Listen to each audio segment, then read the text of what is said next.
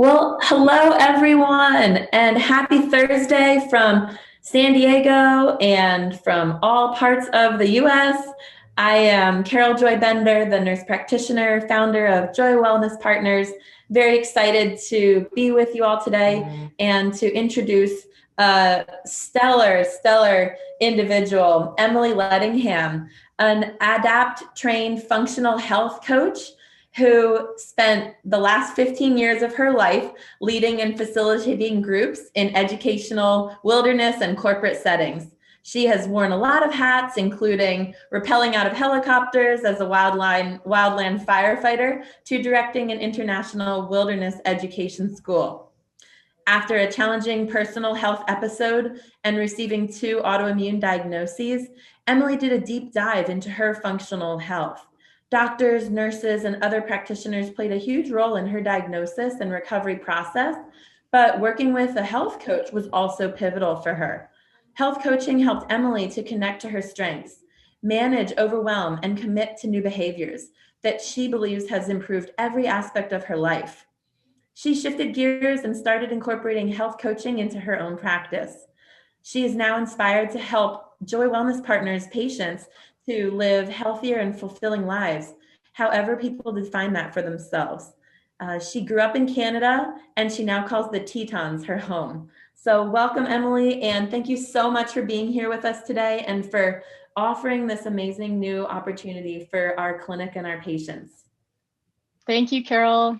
It's nice to see everyone virtually here. Thanks so much for sharing this space with us, and thanks for taking out part of your Thursday afternoon to spend some time learning about health coaching and group coaching in particular. We're gonna dive right in. We can go to the next slide there, Carol. We're gonna talk a little bit about health coaching, what it is, how it might be able to benefit us. We're gonna talk a little bit about group coaching and how that's a little bit different. We're gonna talk about specifically the group coaching program we're gonna be launching next month. If you have questions at any point, please, we'd love to hear them. You can put them in the Q&A or you could put them in the chat if that's a little bit easier for you. You don't have to wait until the end. And if you have reactions or comments as we go, please share that in the chat as well. I'm just looking at my own computer screen right now. And so if you type in the chat, that helps me feel a little bit more connected to you and helps me understand a little bit more of what's going on. So please feel free to share throughout, and we'll get started.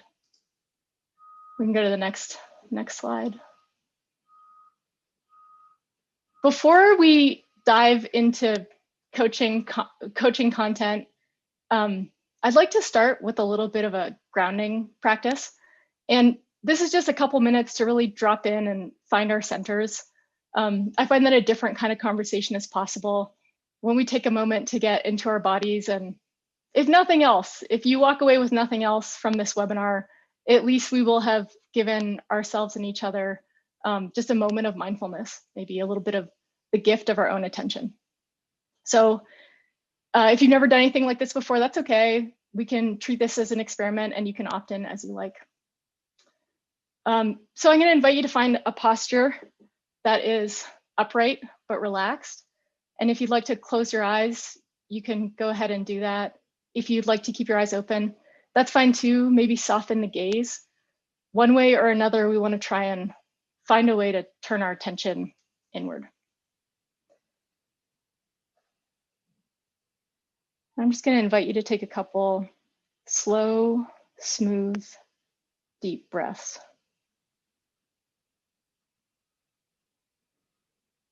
Slow, smooth, deep inhale.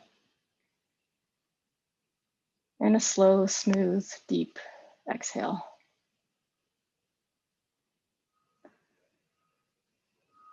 I'm going to invite you to drop your attention into the body. Just noticing some of the ordinary sensations of the body.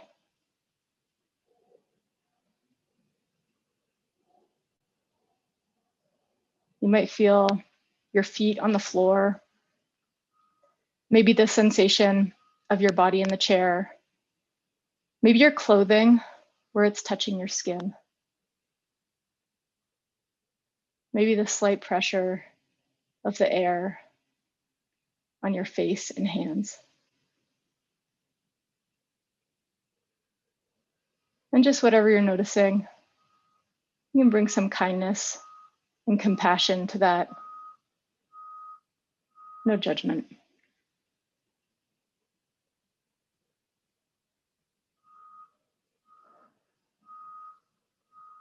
We can bring our attention back to the breath, to the rising and falling of the belly and chest, to the sound of our inhale and the sound of our exhale.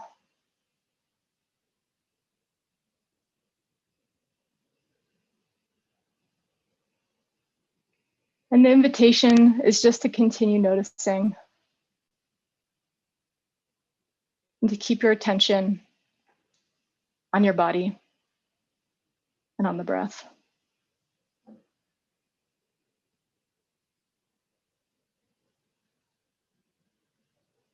And if you notice your attention wandering, that's okay. Truly don't sweat it. It's just part of it. You can gently bring your attention back.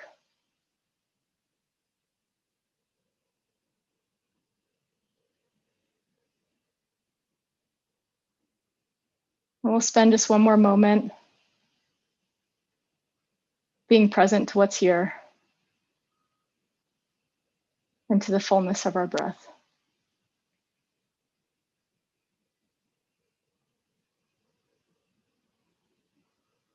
And when you're ready, you can come on back. And if you're willing, I'd love to hear just a word or a phrase of what that experience was like for you and how you're feeling now.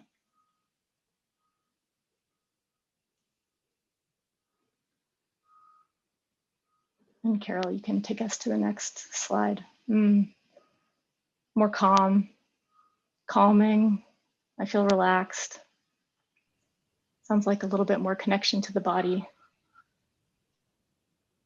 Is everybody let in? Emily just wanted to check. Yeah, we've got, I can see our attendee list here. Thank you.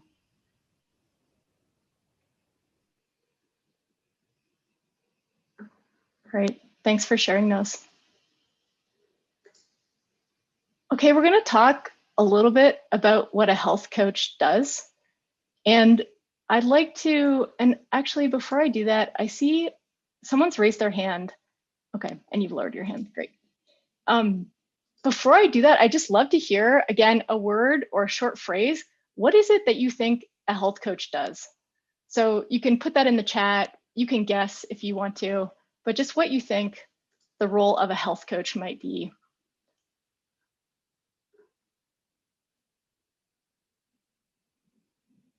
Yeah, help you get healthier, question mark. Okay, so confidence is low, but that's a great guess, yeah.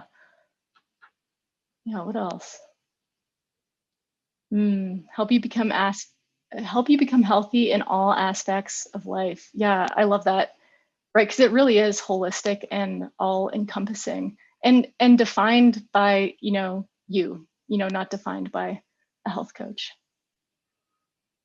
Oftentimes when I ask this question, the answer that I get is, I think people picture a coach with like maybe a whistle and maybe a clipboard. And that makes a lot of sense. We're getting a few more answers here. A guide through a health journey. Yeah, I like that. A person who helps you improve with your health via many different methods and approaches. Yeah, I like that. There are many points of entry into the system that is a human. Yeah, I really like that. Thanks for that. Great. So we have this image, of the sports coach, and there is certainly a place for that. There are times when it makes a lot of sense to go to someone who has content expertise and can help someone who doesn't have that same expertise or background expand their awareness and then make more thoughtful, informed decisions. But that expertise model breaks down a little bit when we're talking about health, wellness, the complexity of what it means to be human, and also specifically behavior change. Just as an example, according to the CDC, 6%, only 6% of Americans follow the 5 basic recommendations for healthy living. And I'd love to just put it out to you all and see what you think those are. Any guesses as to what those 5 recommendations are for the CDC? 5 healthy behavior recommendations.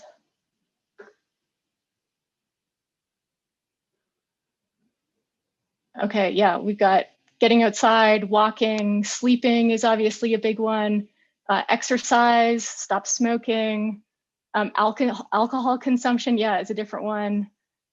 Healthy diet, exercise, sleeping, great. Yeah, I think we've ticked all of the boxes here, right? So, okay, so the 5 recommendations are not smoking, exercising daily, drinking moderately or not drinking alcohol at all, maintaining a healthy body weight, and the last one is getting enough sleep. Oh, gratitude, I love that. Yeah, if only. So we understand some of the behaviors that can help make us healthier for sure. And if just getting accurate information was enough to make those changes, we would all be able to get off this webinar right now and make those changes, and it would last forever. We'd be able to do them for the rest of our lives.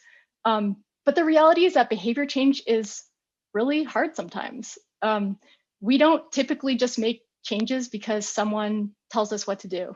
And more handouts and scientific literature and advice can be really helpful, and again, has a place, but it won't change those behaviors on their own.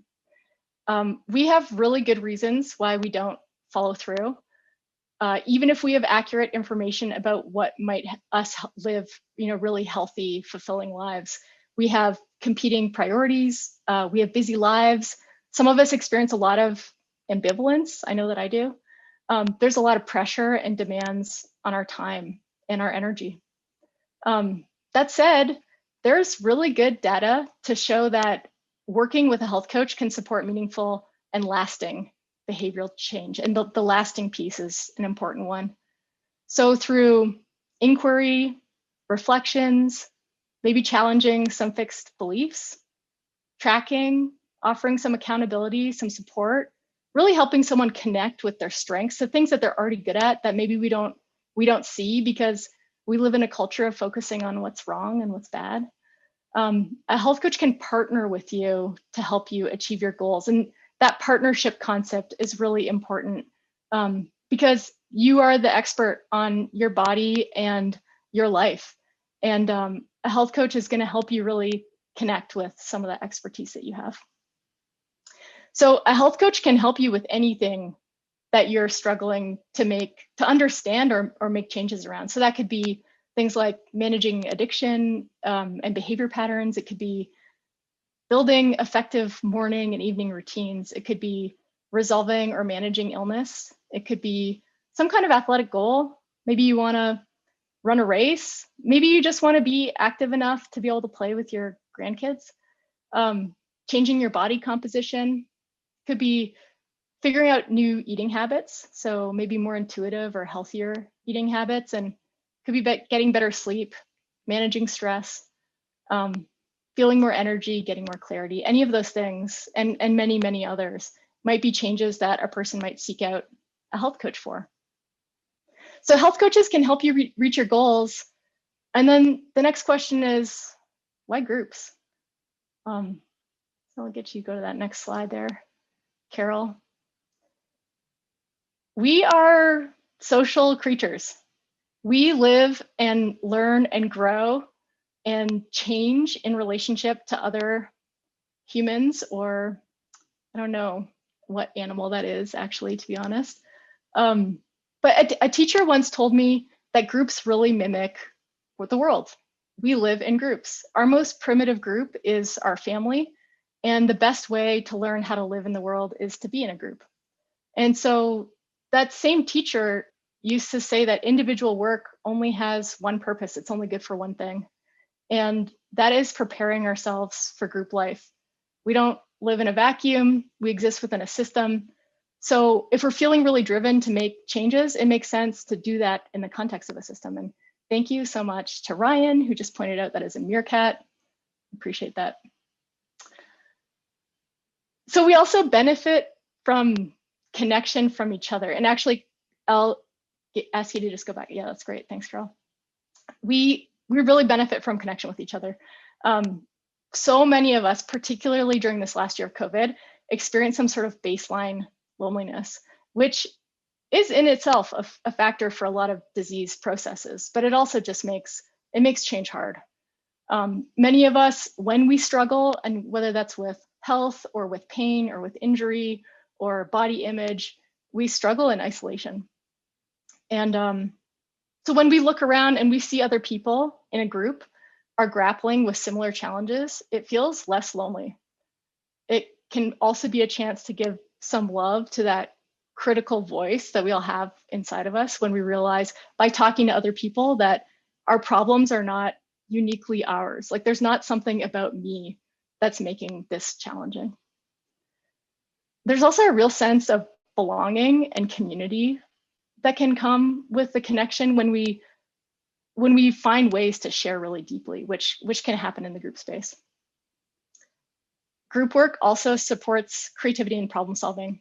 So we can get so much new perspective from listening to other people talk about their vision and goals, how they're approaching change, what they're moving forward with. It's been really insightful for me personally to hear other people talking about a challenge I'm encountering and then realizing, oh, there's a different way of framing this. There's a different approach that I hadn't considered that really opens up a new world of opportunity and possibility. It can also sort of loosen the glue of my mindset and what I believe is possible and what's not. Group work can also support motivation and accountability. If we were all visible, right now in this webinar, I would ask folks to raise their hands and just ask, who among us finds it easier to hold themselves accountable to other people, workplace, family members, committees, a spouse, community members, than it is to hold yourself accountable to your own goals? And if that's something that is true for you, the structure of a group might be beneficial. Thanks, Carol. So getting a little bit more specific, this is what we take on in this group that's going to start in June.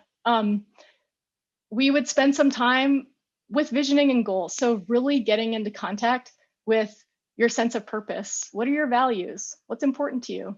What's your big, bold vision for how you want to be in the world? And how does wellness fit into that and support that? Try to really define your North Star or guiding light. And there's actually a ton of emerging research showing that people who are able to stay in contact with their big vision, kind of like not worrying so much about the how, but like really focused on the why, those people are the ones who are able to endure obstacles, like find their way around obstacles and endure challenges and minor setbacks and like really sustain big behavior changes. So then after we've figured out like what's the light towards which we're trying to move, we'd spend some time talking about some of the core elements of health. So food, stress management, sleep, movement. And then how do we carry some of these behaviors forward? Thanks, Carol. We can go to the next slide. So this is what's included. You get, weekly connection with a group for about 90 minutes, a co-created call. We have a bit of an agenda and some prompts that we come to the call with. Between sessions, you get access to some materials, some functional health resources, and then you get, a one-on-one discovery call where I give you some help and structure trying to figure out what is that vision, what is that light towards which you're trying to move. You'd also get access over email and text, if things come up during the week. We'd also break into accountability partners, so someone who is going to check in with you weekly as well. That concludes the things that I wanted to deliver. And so what I'd love to do is turn it over to you all. I'd love to hear reactions, questions, anything that's coming up for you.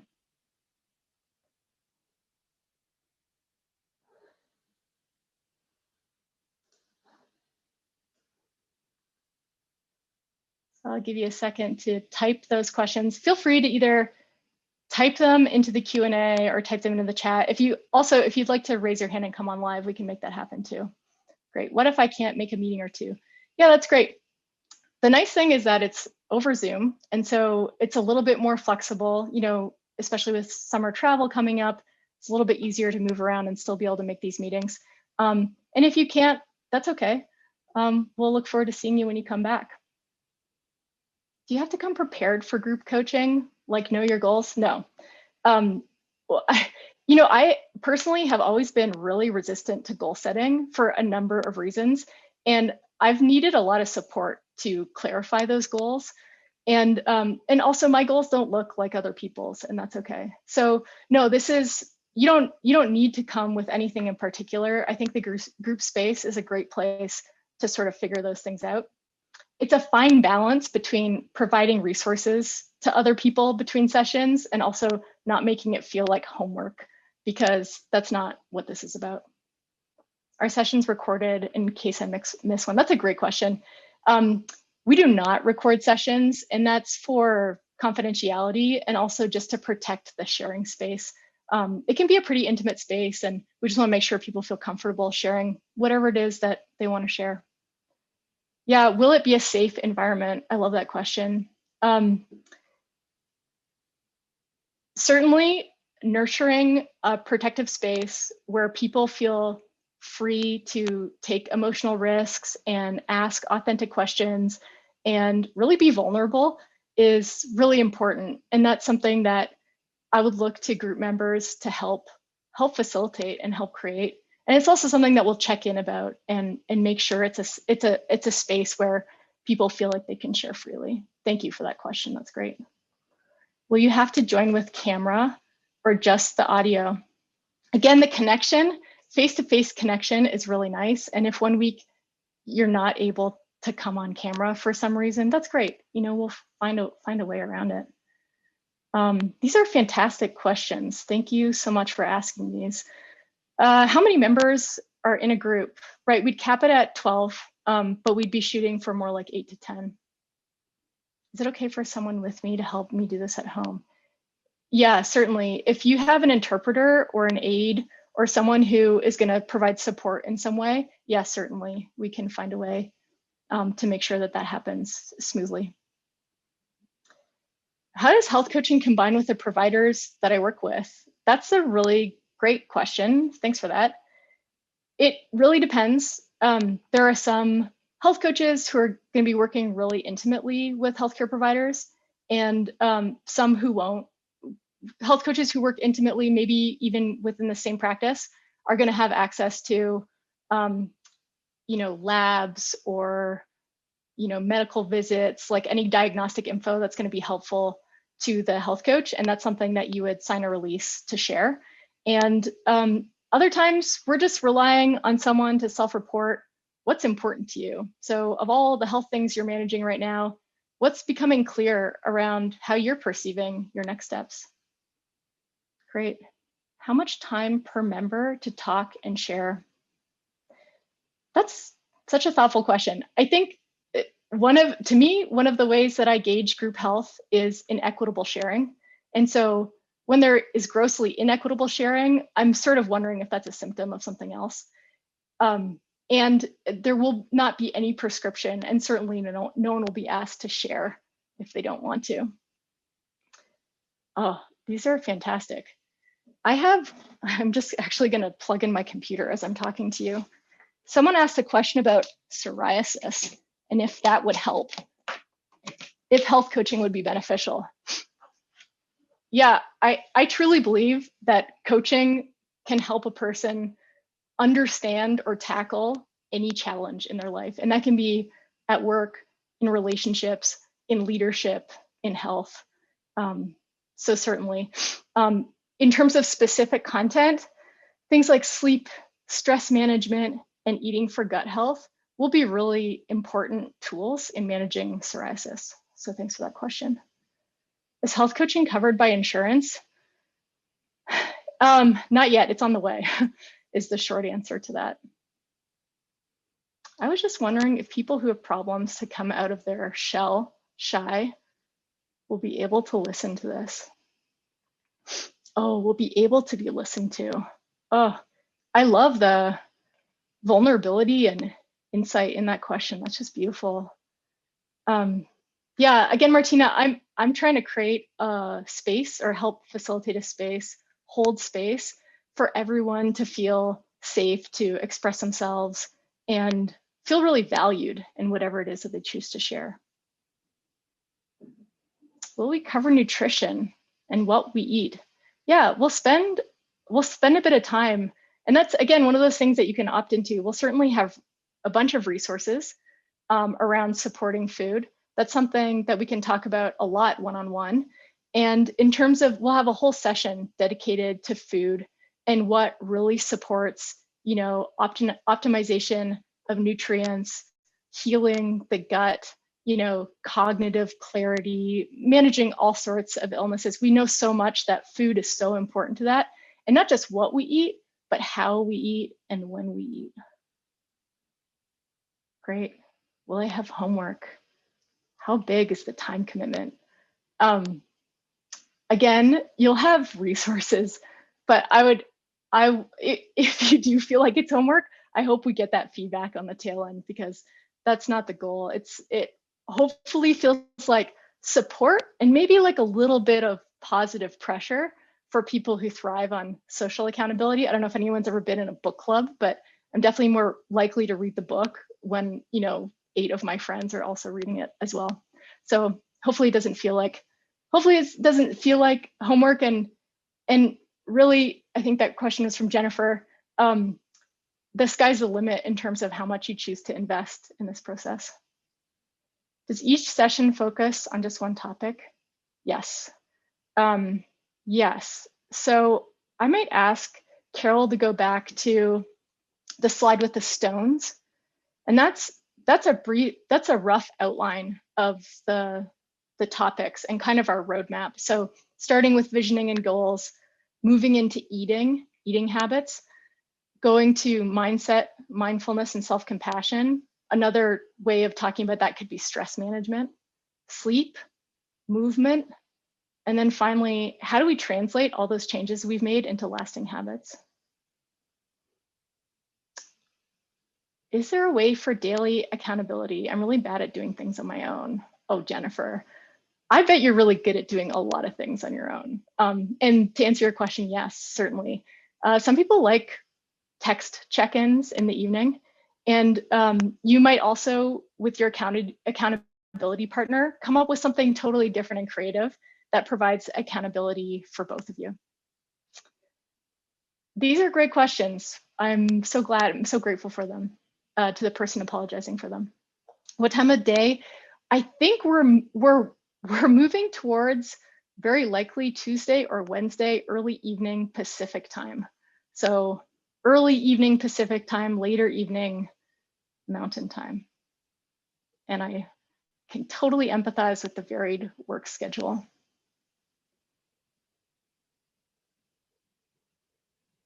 Yeah. And yeah, we're going to launch in June and see how it goes. And there might be future opportunities down the road. So thanks for that question too.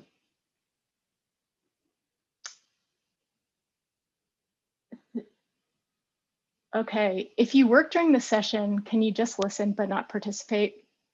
Yeah, that's a great question. Let's get in contact. Feel free to contact our wellness partners and they'll get you in contact with me. And if that's something that you're considering, let's see if we can work it out and try to understand what the impacts on you might be and impacts on the group. Will we cover hormones? No, specifically, we're not intending to cover hormones. And that's a great question. However, we can talk about tools for learning more about hormones. Thank you so much for everyone who asked those fantastic questions. If you have more, please get in touch with Joy Wellness Partners and they can either answer them or find an answer for you. And I might turn it back to Carol. I'm realizing that we're sort of at 1/2 past here. Thank you.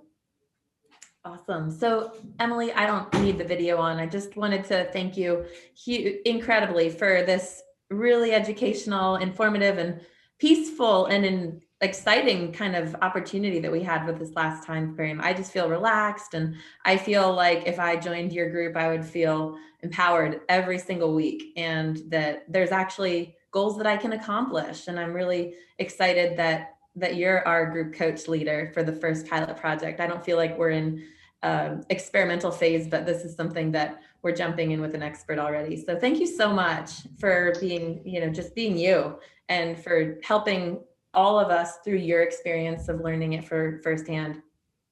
Yeah, thanks so much for having me, Carol. And thanks to everyone who joined and asked such, thoughtful, insightful questions. Really, really appreciate that.